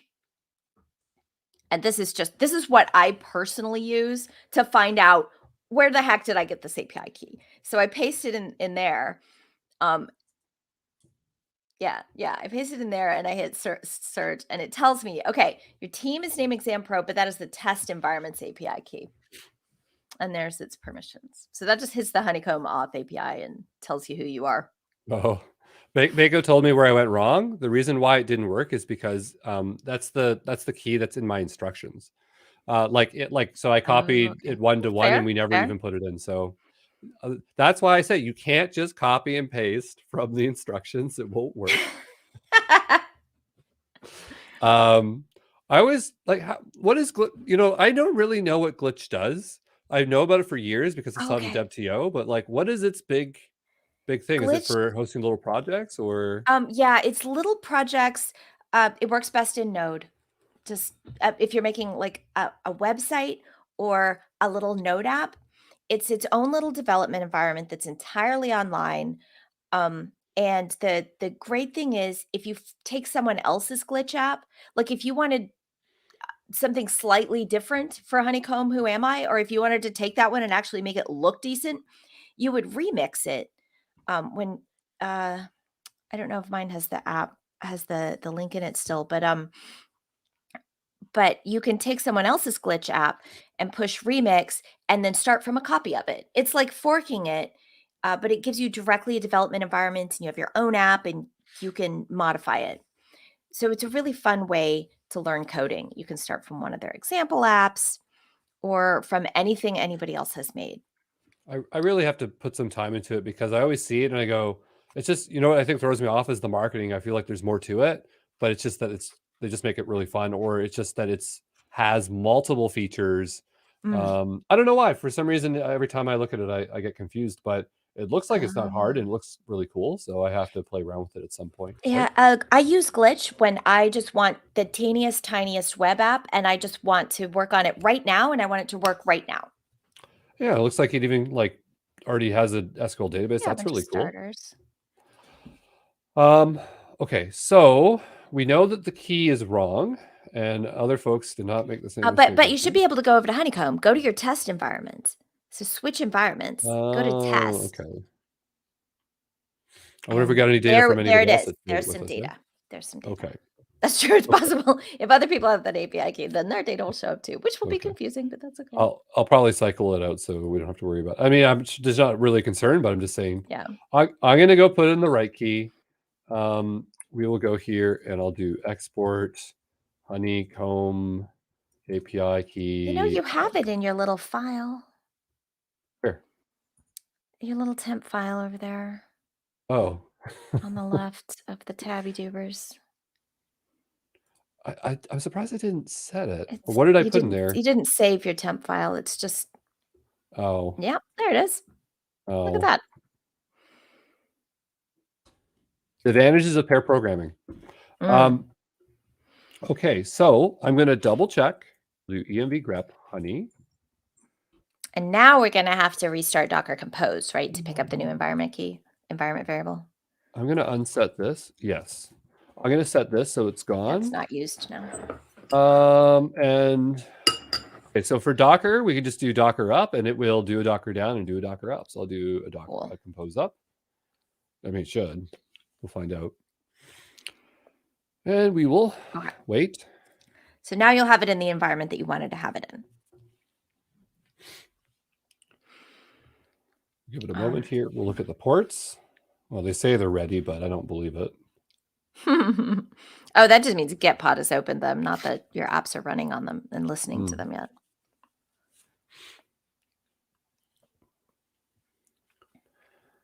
Be created, starting, terminal will be reused by task precedent. Right. In this case, it rebuilt the container because the files inside it changed.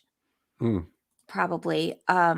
Even though, because it doesn't know that it doesn't need to because the directory's mounted. It's a good thing it doesn't take too long to build, but if it was more complex.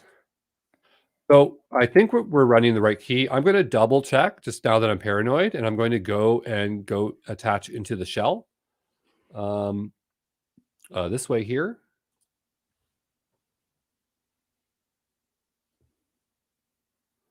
Oh, it's wanting you to pick it. Interesting.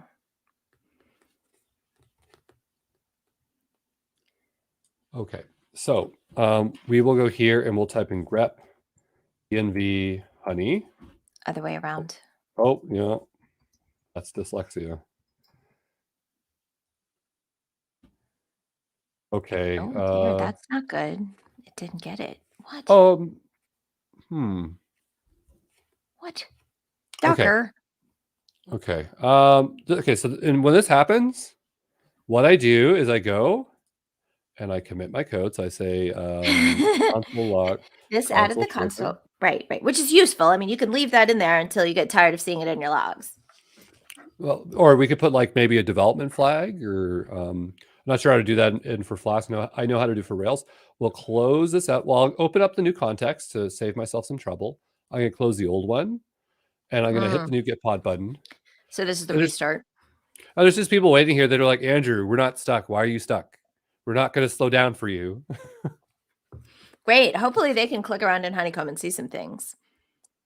Although, okay, so if someone actually is not stuck, what I'm stuck on personally when I'm trying to do this is adding the auto instrumentation for Bodo core. That's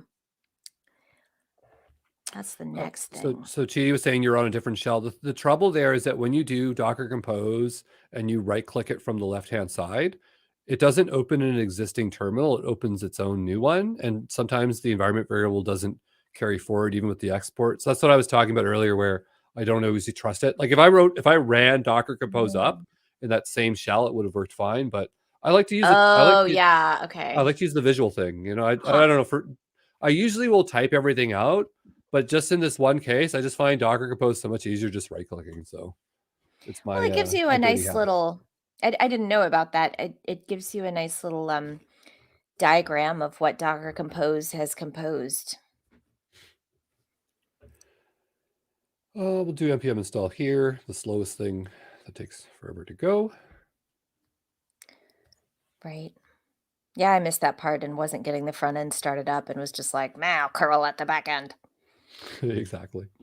We'll go here and we will do, we'll just right click now actually. We'll say Docker Compose up. Oh, So the ports. So look here, if we go to the ports, these they're 3 are here open. already and they're open. We don't have to unlock them. So that's progress. Okay. Docker Compose up. Yeah, I was going to write it. I don't know why. I just like how it opens in a new tab and I don't know. Okay, so it's building again. We can look at the traces that you have in the test environment in Honeycomb while this is running. Yeah, I guess yeah, we should. I'll take a few seconds there. So we'll just take a look here, and we will make it into our correct environment here in a moment. But you'll notice that we have stuff. We have stuff. We have spans. Yeah. So scroll down to recent traces. There you go. Click on one of those. Click on the little the trace button, which is that. Yes, the view trace button. Yes, that symbol means view trace. Now it's the big. Whoa, big that's too big. That's way too big. Okay. So here you see that a call happened to that URL. Now it's a little small. Perfect. There we go. /API/activity/home. So there was a call. And now you've clicked this. This is a trace with only a single span. So it has a root span, which is the top level one, and that's it. Nothing interesting happened inside that service. And then there's going to be some attributes on that. Oh, on the right hand yeah, side. if you scroll, yes, those. You can. A useful thing is to search for HTTP. Those are always interesting, but there's not going to be like anything super personal to your app. It doesn't automatically put the headers or automatically put any of your data fields in there because some of those data fields are important. Some of them are not important, and others of them are a security problem if you send them all around to everyone. So we can add more specifics to this span right here, and we can also if we were like making an HTTP request inside this one to call out to another service, if we were calling to a database, we would set up the automatic instrumentation to tell us about that, and then we'd get a bunch of spans inside this trace. But is this particular call, API activities home, what is it doing in the code? So this API endpoint is just returning basically like the Twitter, like imagine the Twitter home feed. So just CRUDs, we call them CRUDs in the app, of activities throughout the entire microblogging platform. Now, is that actually in a database? Is it in another service? It will be in a database. Right now it's hard-coded, it's mocked. Okay. And yep. So let's go hard code a span. Okay. To represent doing that. Okay. What we'll do, the way the app is organized, so we have endpoints, and for every endpoint, it has a service object. The reason we designed it this way was that eventually, if there was a week for it, we would have broke this up into separate services or jobs just to kind of emulate or allow them to be broken up. And my point is that we made each endpoint is modular. So basically for every single endpoint, it maps to a service in the back. So there's one here called home activities. Okay. And it has a run endpoint. This is like a practice in, I don't know if other frameworks do it, but it's a common practice in Rails apps. So I kind of translated it over to here. So we have a run command. There's the data. And it just returns the data. Okay. So let's put a span around this to say that we're returning hard-coded data. Okay. So that we can put that in the story of our trace. Okay. In the Honeycomb Docs on the Python page that you were on before. I can find it again though. Yeah. Honeycomb Python Docs. And then the open telemetry one. Okay, okay. Yeah. So in here, there's the adding implementation. We did that. We did initialize. Blah, blah, blah, blah. We're fine. I don't care about gRPC. Okay, we're going to do this bit because we're going to create a span. So acquiring a tracer We want that code. We have open telemetry requirements, so we don't have to update our requirements.txt, I don't think. Right. This is going to use the open telemetry API and only the API. In general, when you set up open telemetry, you've got like that fat pack of imports for setting up the tracing and telling it where to send the spans. But when you want to just add some instrumentation to say what's going on, to put that next line above line 2, it's kind of global to the file. All you import is the API. So the OpenTelemetry API will be our only import here. But add that line that's kind of a, so tracer name here, I would put home activities to name the tracer. I usually name that after the module or the file. Great. And now, let's see, back to the docs. There'll be another thing to cut and paste. Oh, the spans. Creating spans. Yes. Okay, so we did that. The with tracer dot start as current span. Okay, that's doing it twice. I don't know. We're just going to do it once, but yeah. So put that line inside of def run. Yeah. Does it matter where right now, or? That's okay. This is Python. Delete the second one. The second one's dumb. Why is it indented? Because Python. Oh, the colon down here on the end. Okay. Sorry, I didn't see the colon. That's my fault. Oh, okay. Okay. Oh, yeah, okay. So it's whatever's wrapping. And so now indent the body of the method. Yeah. Indent everything else to get it within that block. Okay, right. So this in Python, the way this works is this starts a block that has an extra variable called start as current span, or an extra variable that is the current span. How do we get this span? We want to rename this, right? Yeah. Rename that to like run home activity or something. We have home activities up here, so do we have to repeat it, or it's in the span? So because we're returning home.activities, the thing you put in the tracer, we'll see that it'll be in the library.name. This is the name of the span. This is super important. This is what you're going to see in the list of spans, and so you want it to tell the story of what's happening. Do we want to indicate that it's mock data? Yeah, we can say that. Whatever should it be period notation or hyphen, or doesn't matter? It's just what we prefer. This is text, and it should be readable by you as a person. Okay. And searchable in the code, so you can be like, "Where's this span created?" And then you can go search for that constant in the code and find it. So this will be really easy to find since you misspelled activities, so it'll be distinctive. That's a good point. Okay. I won't even fix it. And you know what? I can't even see it. It looks perfect to me. For my students, they're so lucky because when I grade, you can make any spelling mistake, and I won't even care. I won't even see it.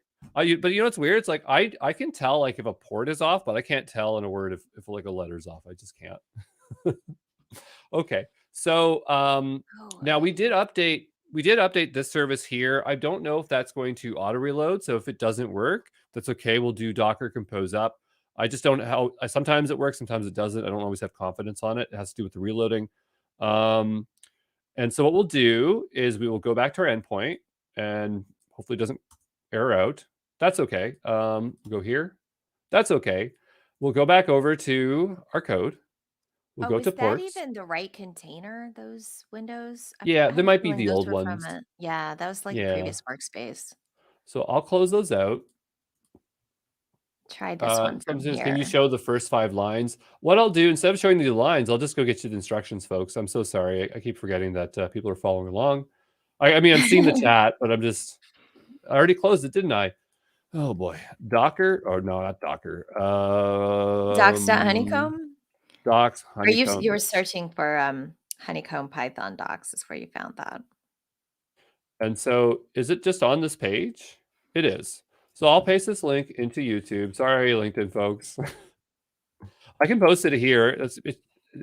It's not that I'm trying to ignore LinkedIn. It's just that I don't have the tab open, and StreamYards doesn't always broadcast correctly, but I'm hoping that it makes it out to LinkedIn folks. It's just the stream. So what we're doing is oh, sorry. Yes. I was saying I can verify. I have LinkedIn open. Oh, okay, great. So folks, it's in the docs here. You just scroll down to the trace code here. and the span code here. And again, this will be recorded, so you can always go back there. But yeah, and even better is the next set. Next set's a little better because it looks cool. Gives you the span variable.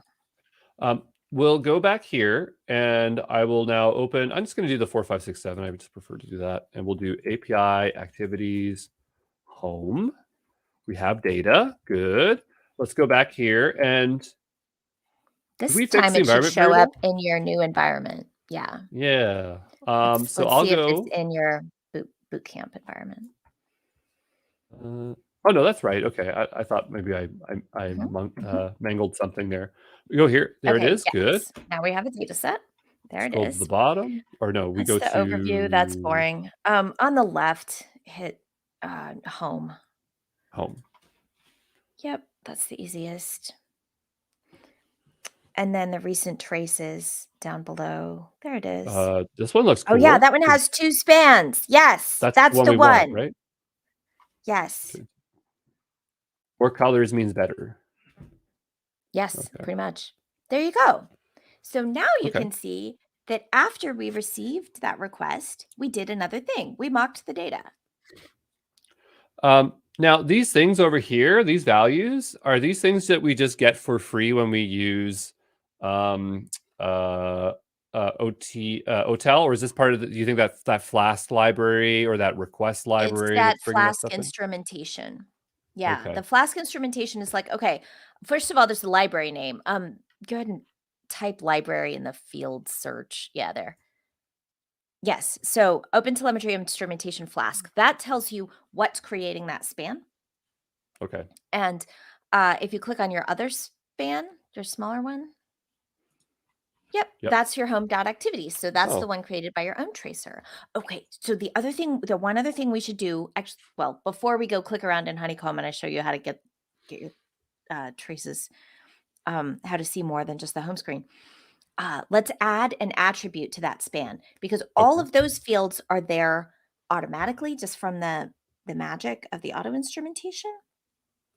And some of them, the ones that are here, some of them are like global to the whole process, the whole service. But we can add our own ones, and it's really useful because this is where your spans become replacement for logs. Okay. So yeah. That sounds good. Because then you get it like right here in the story and context instead of in a bunch of that to the console. Like it's just logs. It's just like, it's just endless streams. So yeah, it'd be nice. Okay. So we'll go back to the documentation. So this part. Yes, this part. See how it's saying with start as current span as, and then outer span it's giving a name to the span. Okay. And then inside the block, it can call set attribute on the span. That's what we want to do. Okay. So I'll grab parts of it. I know we're not doing all of it yet. There's also down, that's just another way to get a span, I guess, and it like outside the context of that. Oh, that's true. You can actually use that anywhere. Actually, let's use the other one. Let's use that bottom one, because that works. It's going to work inside our block, and it'll work in blocks where you didn't create a span. It'll work just anywhere. I'm just pasting it in here. So we will go down here, and I'm just going to indent them in. There you go. So for instance, you could put need to name the span. But sorry, do we still need to do the as on this? You don't, because you're pulling it out of global space. Trace.getCurrent span pulls it out of the air. It's like whatever the hex span I'm inside of. So this works. This works generally, and it'll also work here. In this case, it's going to pull our custom span out because that's the one it's in. But let's see that now. Let's like move that line up so that we can now say we're going to name the field, call it app.now. Custom fields I usually prefix with app so that I can find them, and then stick the value of now in there. And you might have to like toString it if it's not a string.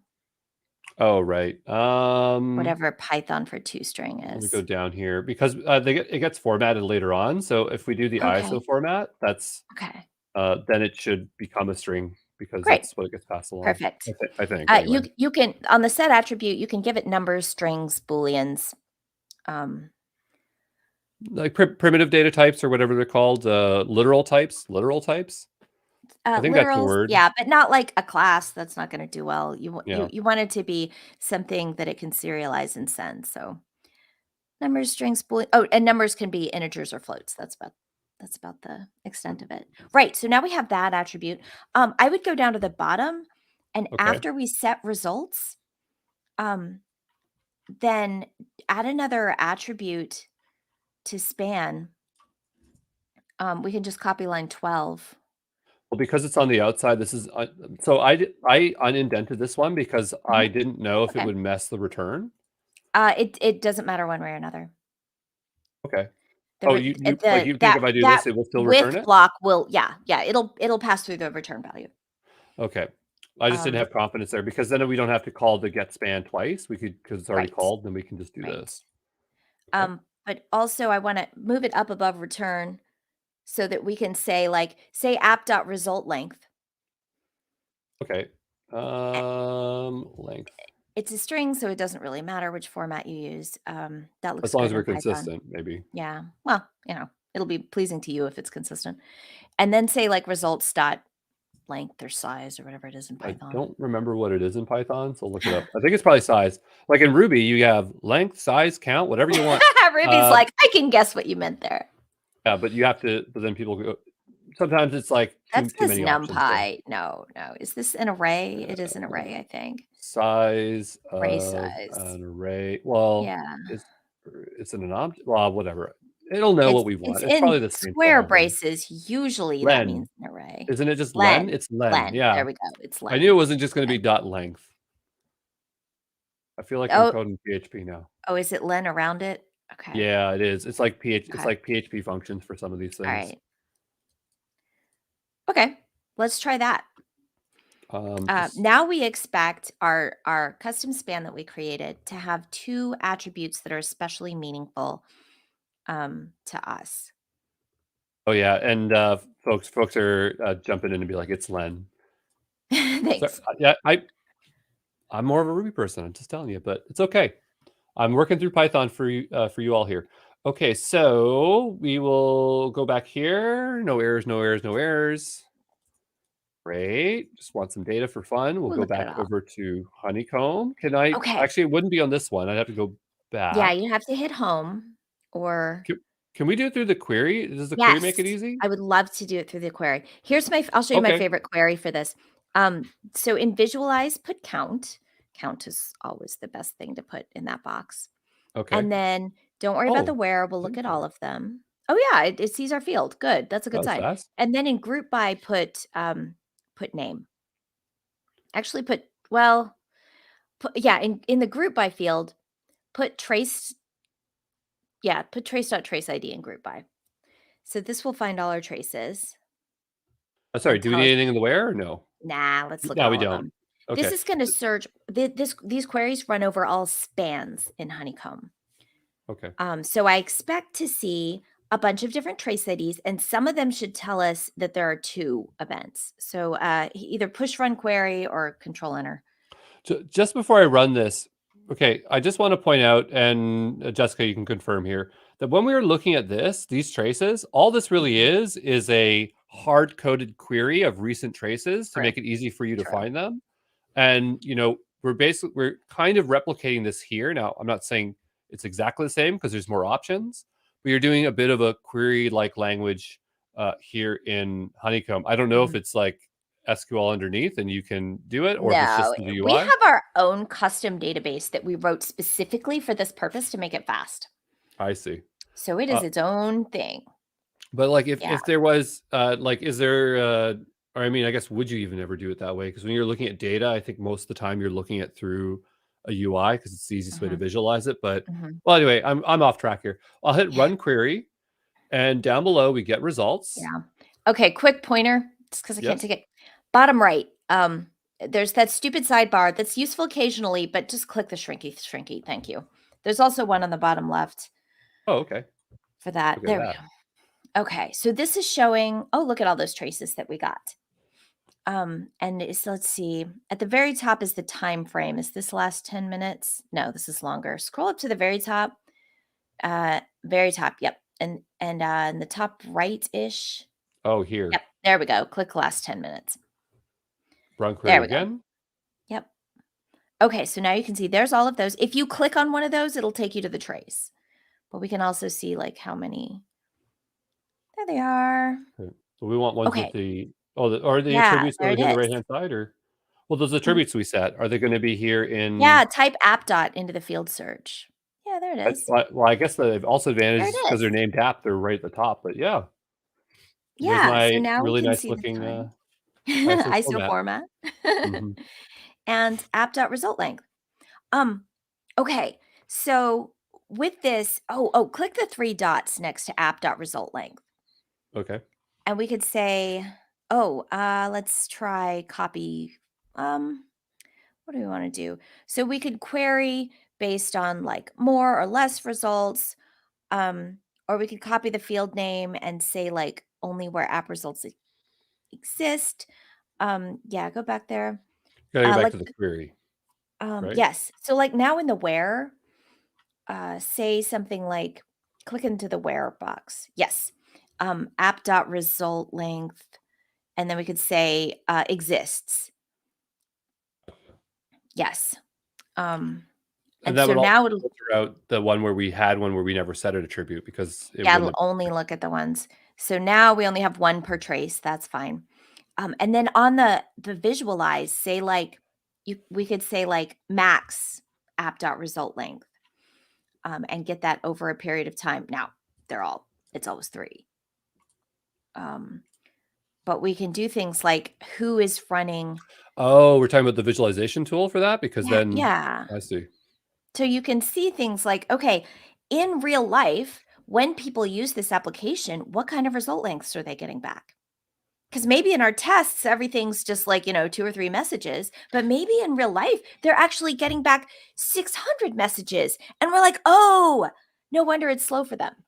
But it's not slow for me. Question: what do you Mhm. do about percentiles? Is there a way of, or does that even make sense in this? Oh yeah. I guess Let's my look at latency. Let's look at how long these requests take.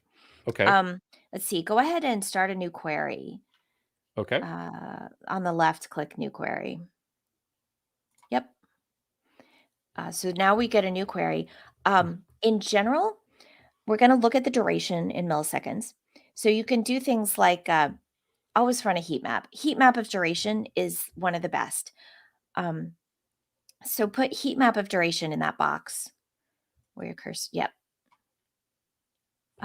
If you start typing it, there it is. And then it guesses you probably want a heat map of duration. Right. Either Right. that And or I result. guess it's like it says it's visualizing, so it's what it will actually visualize. Yes, Sorry. each of So these gets a chart. okay. So put heat map, but also put P90.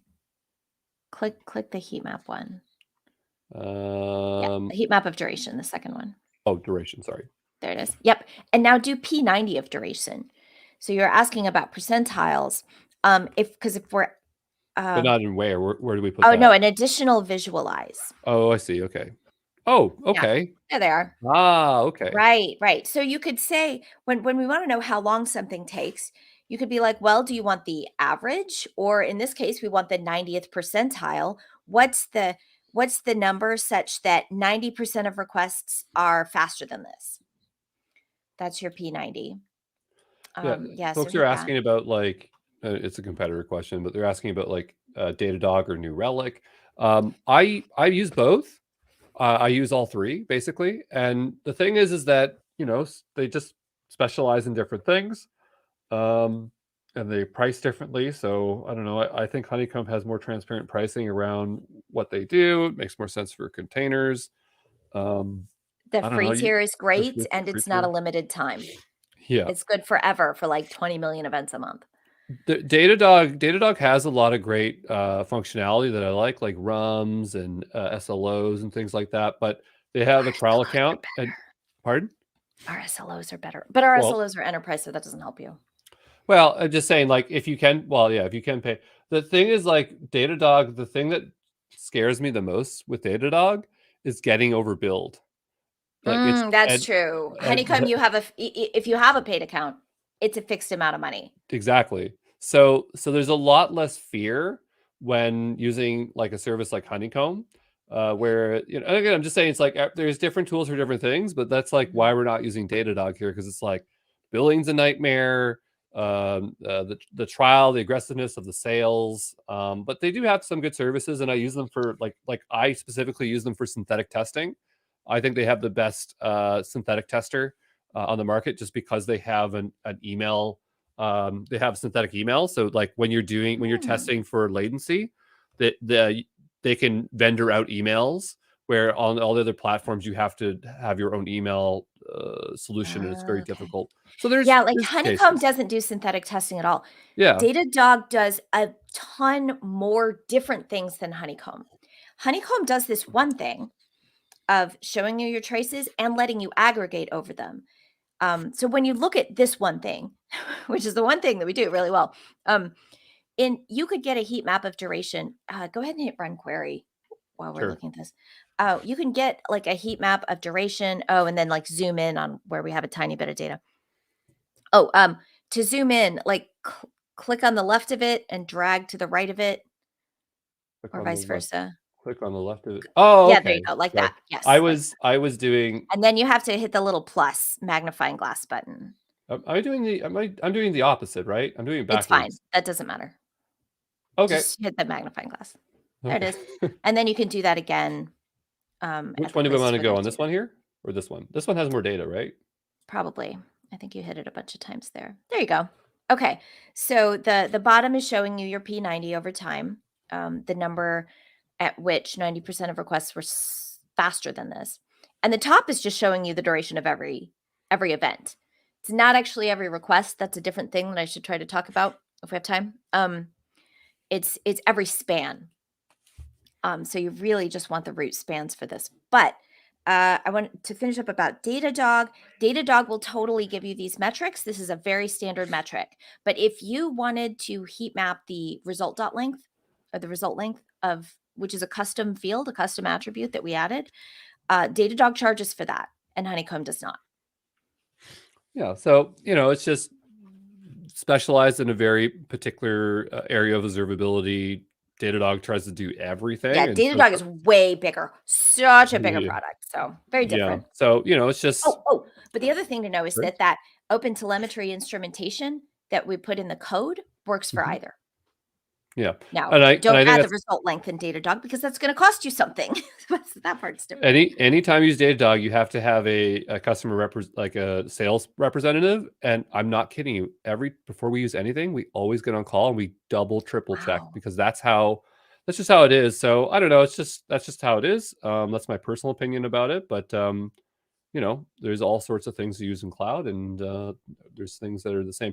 We are in the 10-minute mark for time. I think that we demonstrated pretty well tracing. This will become more valuable as we go through the course. We're not done with Honeycomb. As we add services, I'm going to be adding as homework challenges, and I may shoot additional videos so that we can get the full benefit of observability. The reason we're doing this early on, and actually this was Jessica's recommendation, I absolutely agree with it, is that when you are adding these services, wouldn't it be nice to have the tools to debug and look at it instead of just kind of guessing and fiddling and not sure why it is not working correctly? And so, our app isn't that complicated, but we will get these skills early on. Distributed tracing, I don't find is a skill that a lot of folks have, but it's extremely valuable. So we are very lucky. Yeah. It's a modern Observability skill. is like, it's a hot buzzword. Put it on your resume. It's super hot. and so, I think like we're really at an advantage because we are getting some great observability skills where a lot of folks learn this on the job later on, where we get it right now. Okay, so what I like to do is remind you folks that after this, there's an after class Q&A.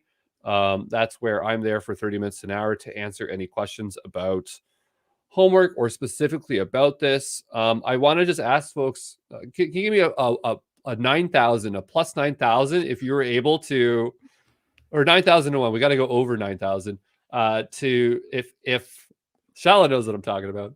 If Are you on a Mac with the new version and your port is blocked? And 9,000, give me 9,000 plus one if you're able to keep up with this instruction and put in the attributes and stuff. This stuff, you know what? I guess it was hard. I think like it's easy, but I'm just saying like the amount of stuff that we learned and the concepts, I guess, is hard for sure. Any one of them is easy, but we've talked about 100 different easy concepts today, and in combination, well, not all of them are easy. Some of them involve Docker, but in the combination, they're very hard. So what I want to do is pull up our homework and look at some homework challenges. And then after this, there's a Q&A. If Jessica has time and she wants to come, she'll be in the Discord. I'm not in the Discord. I know. I'll send you a Nobody link. can get in the Discord. Nobody can get in the Discord. I'll let you in. Nobody tries sneaking in when I open it up for like a split second. Well, I mean, unless you belong. I mean, if you're in the bootcamp, then there's registered requirements. It's okay. There's been a lot of trouble. If you meet the requirements and the code of conduct of the Discord. There's reasons. I'm not trying to like exclude folks. It's just that we were trying to build out in our portal a way to vendor out the invites, like individually, because it's that painful. Yeah. We're still working on that. So the people who are in, and that were early birds and we're on point are in. And I'm so sorry for those who aren't in, but you still can participate and get graded. Just that's just a pain point there. So homework. So I'm going to go to, and by the way, I committed my code, and I never show this, but I'll show it to you. So when you're done your work and you want to submit it for marking, it'll help me a lot if that tab's not working. It would help me a lot if you tag it. So I'm going to pretend that I'm done. I'm going to go here, and assuming I'm working in main, I'm going to go git tag. What week are we on? Week 2. Like that. And then we'll do git push hyphen tags, and that will push the tags, and that will tag your work. So if I go over to here and I look at week 2 again, or not even there, I'll just go to tags. I can see the tags. And the other part is that I can visualize this somewhere, so then I can go look through your Git history and see when something was tagged, I suppose. So that's why I was suggesting that. I'm not seeing it there right now. Anyway, we'll go back to the homework and stay on point here because we are wrapping up here shortly and then going to the after class. That is not where I want to go. It was Cloud Project Bootcamp. Scroll on down to the outline. So easy. Just got to scroll all the way to this very specific page, and then this web page is so beautiful. I mean, I love it. It's so ugly. It's wonderful.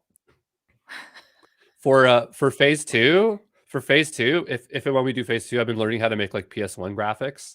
So you can only imagine what the phase 2 one will look like. Great. Yeah. So we're going to go here to distribute tracing. I'm sure I'll add a few more because we only did Honeycomb in this session. We still have to do X-ray, Rollbar, CloudWatch logs. And so there will be more homework, but we'll look at the ones that we put on for Honeycomb. And for each of those other videos I'll shoot, which I'm shooting today, I will add to the homework there. So we are looking for week 2 homework. Definitely wrote it in here.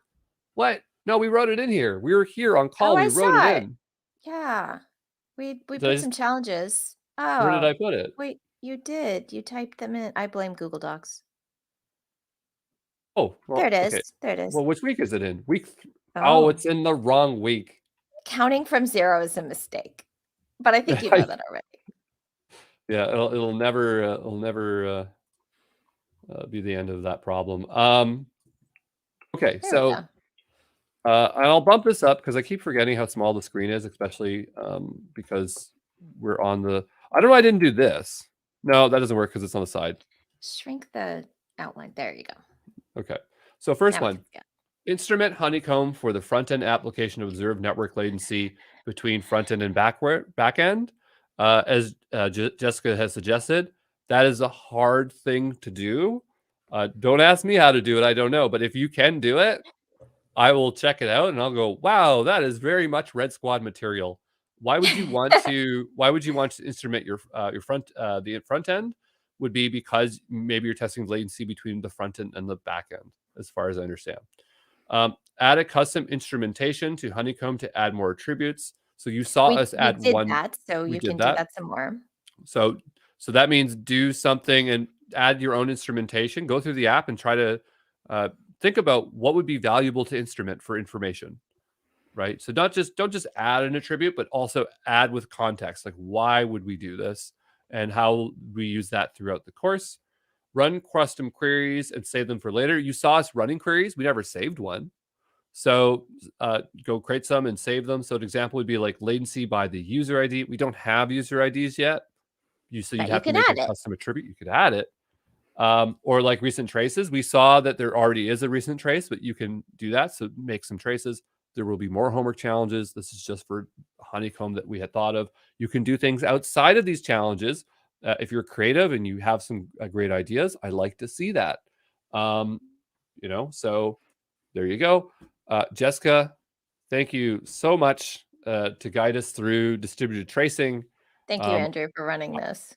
I would have done like half the work on this distributed tracing. I'd be like, yeah, it's a thing. And I'm like, and it's not that I wouldn't want to do more. It's just like, I wouldn't know what to do. So greatly appreciate that knowledge. Bring it for our boot campers.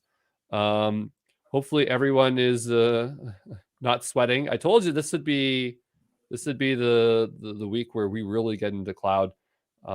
So we will see you all in the after Q&A here shortly in a few minutes. I will let Jessica into the Discord, and we'll all see you soon. Ciao, ciao.